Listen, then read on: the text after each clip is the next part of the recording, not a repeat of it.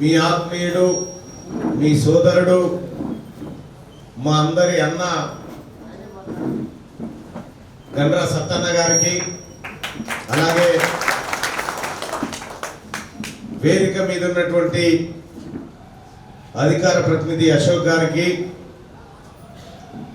మిగతా మండల కాంగ్రెస్ పార్టీ నాయకులకు, జిల్లా నాయకులకు, వివిధ హోదాల్లో ఉన్నటువంటి ప్రతి ఒక్కరికి, మహిళా సోదరిమణులందరికీ, సర్పంచులు, జెడ్పీటీసీలు, ఎంపీటీసీలు, ఎంపీపీలు, అలాగే కాంగ్రెస్ పార్టీ బూత్ స్థాయి కార్యకర్తలందరికీ పేరు పేరున నమస్కారం తెలియజేస్తా ఉన్నా. గండ్ర సత్తన్న తీర్మానం మన లెక్కనే ఉంటుంది అన్న కథ కూడా ఏడాది గుబ్బాల లెక్క ఒకటే కొట్లాడే అమ్మ జీవితం అంతా కొట్లాడి కొట్లాడి కొట్లాడి ఆఖరికి ఒకటిగా 50,000 మెజార్టీ ఇచ్చారు. ఎవరికి బాధ లేకుండే రాష్ట్రంలో అల్కాగా ఇచ్చే సీట్లో 10 వేసుకుంటే అలా ఇది ఉండే భూపాలపల్లి. అందుకోసమే అంటే గండ్ర సత్తన్న ఓవర్ నైట్ లో వచ్చి ఏదో గెలిచిన కార్యకర్త కాదు, నాయకుడు కాదు. అనేకమైన అవమానాలు, అనేకమైన నిర్బంధాలు, అనేకమైన పోరాటాలు, అనేకమైనటువంటి అవస్థలకు గురి అయితే ఈ ప్రజల కోసం తన మానాన్ని, బాణాన్ని అన్నిటిని లెక్క చేయక పోరాడితే ఇలా మీ గుండెల్లో ఉన్నాడు మీ బిడ్డ, మీ సోదరుడు గండ్ర సత్తన్న.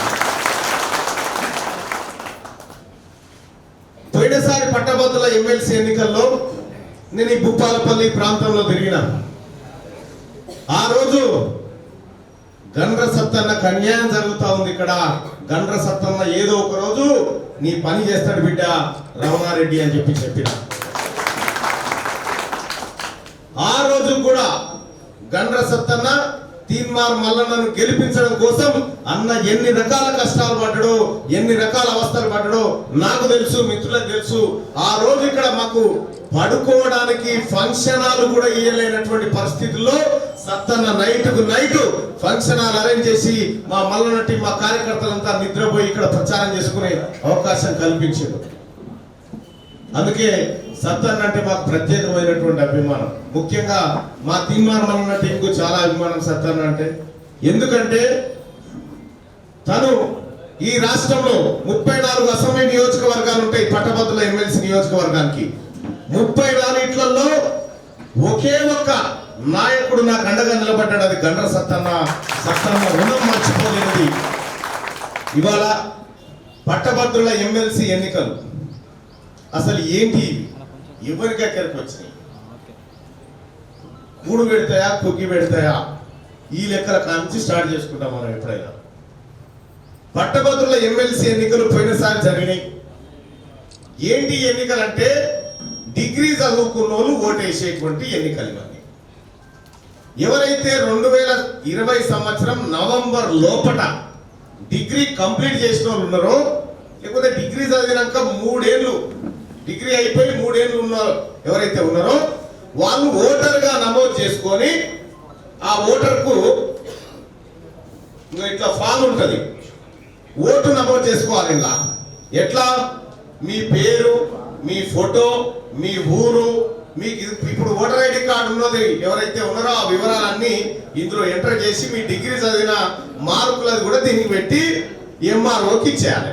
ఇస్తే ఓటు నమోదు అవుతుంది. అయ్యో మాకు ఉన్నాయి కదా ఓట్లు అంటే ఆ ఓట్లు వేరు ఈ ఓట్లు వేరు.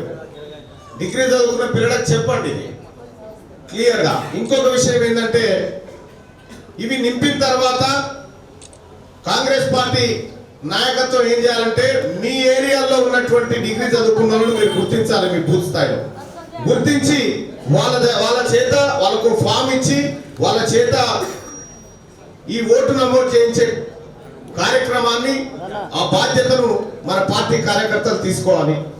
పార్టీ కార్యకర్తలు గ్రామ శాఖకు, గ్రామ శాఖ మండల శాఖకు, మండల శాఖ నుంచి నియోజకవర్గ స్థాయిలో కోఆర్డినేషన్ ఉంటుంది, వీళ్ళందరికీ అప్పచెప్పాలి. ఇది డిసెంబర్ 30 తారీఖు నాడు ప్రారంభమైంది ఓటర్ నమోదు ప్రక్రియ. ఫిబ్రవరి 6 తారీఖు వరకు మాత్రమే ఉంటుంది. ఈ లోపే మనమంతా ఓట్లు నమోదు చేసుకోవాల్సినటువంటి అవసరం ఉంటుంది. ఈ ఓటు నమోదు ప్రక్రియ చాలా పకడ్బందీగా జరగాలి. మా సత్తాన చెప్తా ఉన్నాడు, అన్న ఈ జిల్లాలో ఎక్కడ లేని మెజార్టీ నేను ఇస్తానే అంటుడు. 100% ఇస్తాడు, నో డౌటే లేదు. కానీ ఈ ఓటరు రిజిస్ట్రేషన్ ప్రక్రియ అనేది చాలా ఇంపార్టెంట్. ఇక ఆయన మీరు కూడా పోయి మళ్ళీ ఊర్లలో పోయి ఆ బీజేపీ ఆయన నింపుకొచ్చారు. ఆయన ఇడిచిపెట్టరు, అది నింపినా నింపకపోయినా మనకు సంబంధం లేదు. మన కార్యకర్తలకు, మన పిల్లలు, మన సానుభూతి పరులు, గండ్ర సత్తన్న అభిమానులు ఎవరైతే ఉన్నారో వాళ్ళ ఓటు పక్కా నమోదు చేయించండి. ఓటు నమోదు చేయించిన తర్వాత నెక్స్ట్ లెవెల్ ప్రక్రియ స్టార్ట్ అవుతుంది. అయితే దీన్ని కొంతమంది ఆన్లైన్లో చేసుకోవచ్చు, ఆన్లైన్లో కూడా చేసుకోవచ్చు, ఆఫ్లైన్లో కూడా చేసుకోవచ్చు. మీరు దరఖాస్తు ఫారాలు నింపి డైరెక్ట్ ఎంఆర్ఓ ఇస్తే సరిపోతుంది. మండల పార్టీ అంతా కలెక్ట్ చేసి ఒకేసారి కూర్చొని ఎంఆర్ఓ దగ్గర కూర్చొని ఇవన్నీ క్లియర్ చేసుకొని ఓటు నమోదు కార్యక్రమాలు చేసుకోవచ్చు. ఈ రకంగా కాంగ్రెస్ పార్టీ తరఫున ఓట్లను నమోదు చేయించాల్సినటువంటి బాధ్యత గుర్తు చేయమని చెప్పి గౌరవ ముఖ్యమంత్రి రేవంత్ రెడ్డి గారు మొన్న నన్ను ఆదేశించడం జరిగింది. అదే ఆదేశానుసారం అన్నగారి సమయం తీసుకొని అన్న ఈ భూపాలపల్లిలో కార్యక్రమాన్ని ఏర్పాటు చేయండి అని చెప్పి చెప్పడంతో ఇవాళ మీ అందరినీ కలుసుకునే అదృష్టం కూడా కలిసింది మాకు. రేపు పొద్దుగాల పట్టభద్రుల ఎమ్మెల్సీ ఎన్నిక అత్యంత కీలకం కాబోతా ఉంది. ఇలా మీ అందరికీ తెలుసు, శాసనసభలు అంటే మన టైగర్లు అందరూ మనం ఆడ మాట్లాడతాను. మండలిలో మరి మండలి కూడా టైగర్ పోవాలి అవదా, మరి ఆడి పోవాలి. కాబట్టి ఆ కార్యక్రమాల్లో భాగంగానే గౌరవ ముఖ్యమంత్రి రేవంత్ రెడ్డి గారు నన్ను ఇక్కడికి తోడడం జరిగింది. మీరు టెన్షన్గా ఖచ్చితంగా ఓటు నమోదు చేయించండి. ఓటు నమోదు చేయించకుండా మనం ఎన్ని ప్రయత్నాలు చేసినా వృధా. ఖచ్చితంగా ఓటు నమోదు చేయించండి. గ్రామ స్థాయిలో మొన్నటి ఎన్నికల్లో ఏదైతే బూత్ లెవెల్లో మీరంతా కార్యకర్తలు పనిచేసిరో, మీ బూత్ లో పట్టభద్రులు ఎంతమంది ఉన్నారు, డిగ్రీ చదువుకున్న వాళ్ళు ఎంతమంది ఉన్నారో చూడండి. చూసి వాళ్ళకి చెప్పండి, మీ ఓటు నమోదు చేసుకోండి తమ్ముడు అని చెప్పండి. లేకపోతే మీ ఆధార్ కార్డు, మీ ఓటర్ ఐడి కార్డు, మీ డిగ్రీ మెమో, మీకు ఒక ఫోటో మాకు ఇచ్చేయండి, మేము దరఖాస్తు చేస్తామని చెప్పి ఫిలప్ చేసి మీరు మండల కార్యాలయానికి పంపించవచ్చు. అట్లా ఫిలప్ చేయొచ్చు.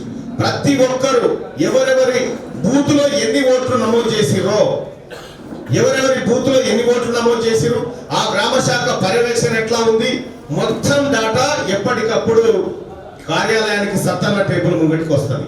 ఏ గ్రామంలోనైనా ఏమైనా పాటుగా ఉన్నా ఏ చేద్దాంలే చూద్దాంలే అనే పరిస్థితి లేకుండా మీకు అన్ని అంచెల్లో కోఆర్డినేటర్లు నియమిస్తా ఉన్నాడు సత్తన్న. కాబట్టి చాలా పకడ్బందీగా ఈ ఓటరు నమోదు ప్రక్రియ పూర్తి చేయాలి. పూర్తి చేయడం ద్వారా నెక్స్ట్ లెవెల్లోకి వెళ్ళిపోతాం.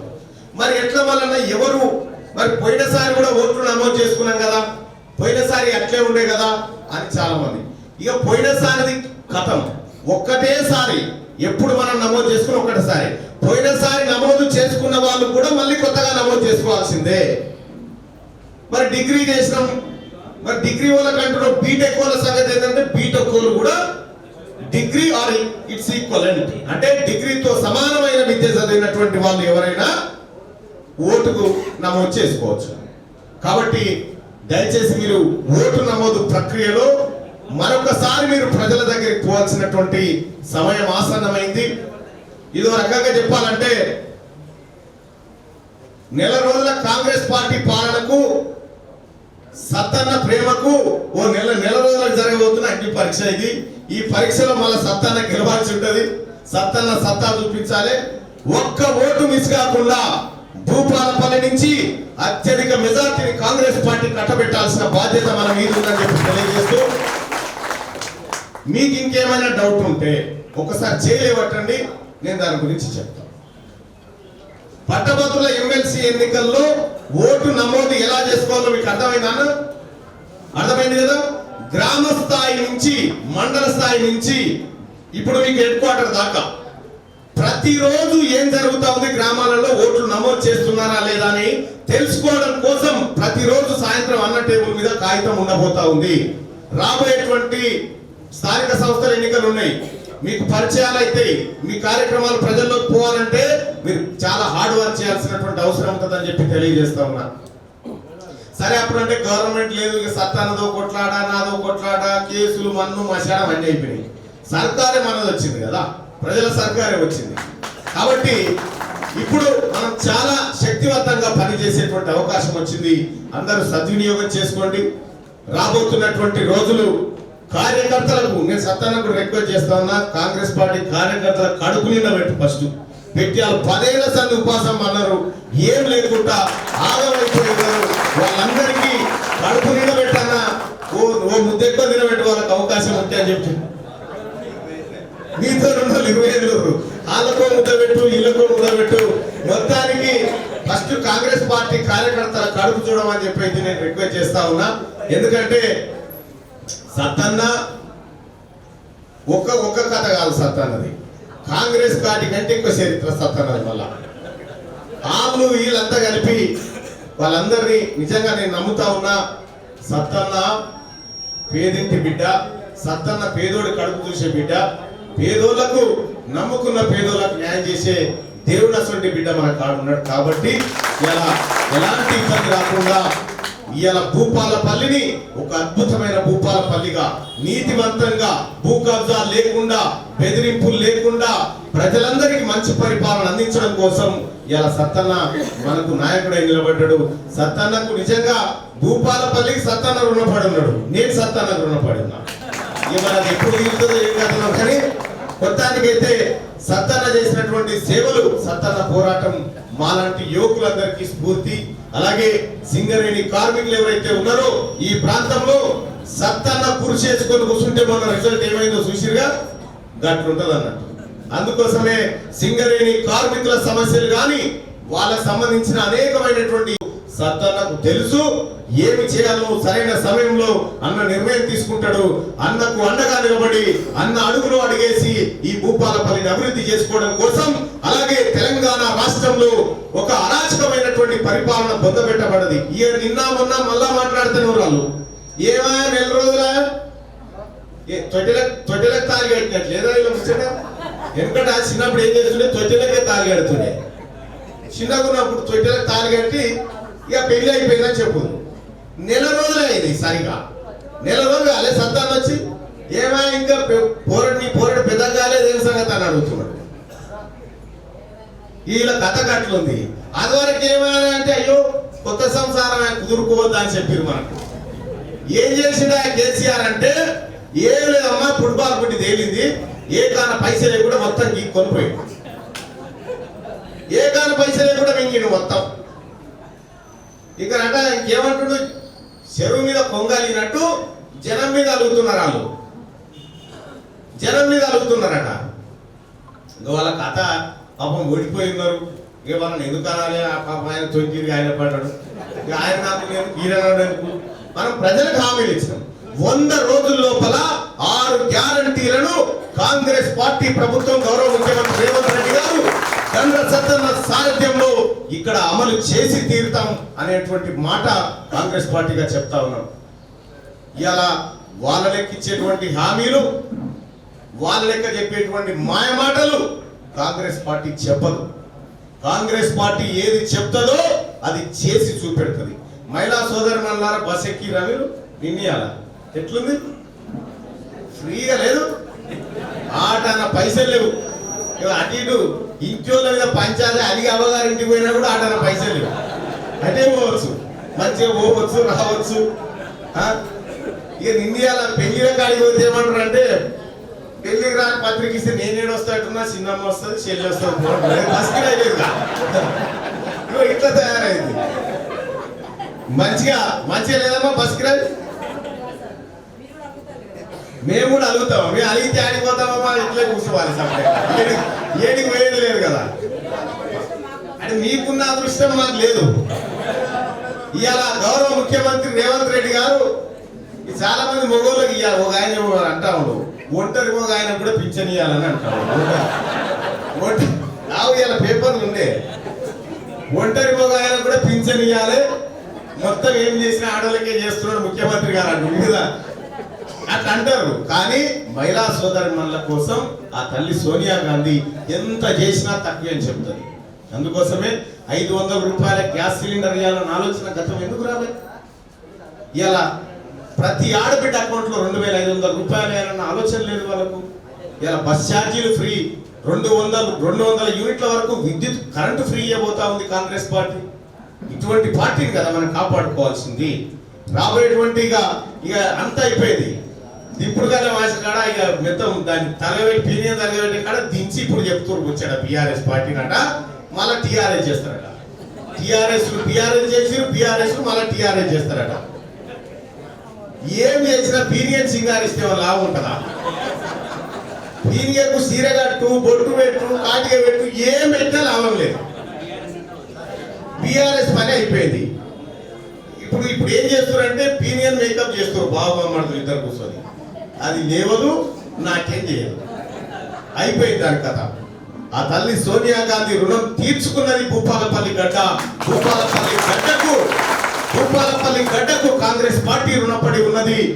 అత్యధిక మెజార్టీ 50,000 మీ బిడ్డ బయటికి వచ్చిందంటే ప్రపంచం అంతా ఆశ్చర్యపోయి చూసింది. ఎంత కోపం, ఎంత కసి, పైపెచ్చు గండ్ర సత్తానని ఎంత మంది గుండెల్లో పెట్టుకున్నారనేటువంటి మాట పైకి వచ్చింది. కాబట్టి సరే, ఇక నేను పోతే పొలిటికల్ టాపిక్ లో పోతే అసలు టాపిక్ పోయేటట్టుంది. అందుకోసమే ఇక నేను వేరేటి మాట్లాడా. ఆల్రెడీ వాళ్ళు జీవసమాధి అయిపోయినారు కాబట్టి వాళ్ళ గురించి మాట్లాడి మన నోరుకరం. దయచేసి పట్టభద్రుల ఎమ్మెల్సీ ఎన్నికల్లో ఓట్లు నమోదు చేయించండి. అది అత్యంత కీలమైంది. ఇది నా మాట కాదు, గౌరవ ముఖ్యమంత్రి రేవంత్ రెడ్డి గారు మీ అందరికి చెప్పుమని నన్ను ఇక్కడికి తోలించిండు. దయచేసి ఆ కార్యక్రమాన్ని విజయవంతం చేయాలి. నేను పూర్తిగా విశ్వసిస్తా ఉన్నా. దానికి ఒక కమిటీ కూడా అన్న ఫామ్ చేస్తున్నట్టుగా తెలుస్తా ఉంది. దాని కోఆర్డినేషన్ కమిటీ కూడా గౌరవనీయులు పెద్దలు మనందరి ఆశా జ్యోతి భూపాలపల్లి ముద్దు బిడ్డ గండ్ర ఫిబ్రవరి 6 తారీఖు వరకే లాస్ట్ డేట్. లేదా తర్వాత వెలుగు చేసుకుందాం, రేపు మంగళవారం దినం మంచిగా లేదు అనుకునేది. ఎప్పుడైనా చేసుకోవచ్చు, ఏం కాదు.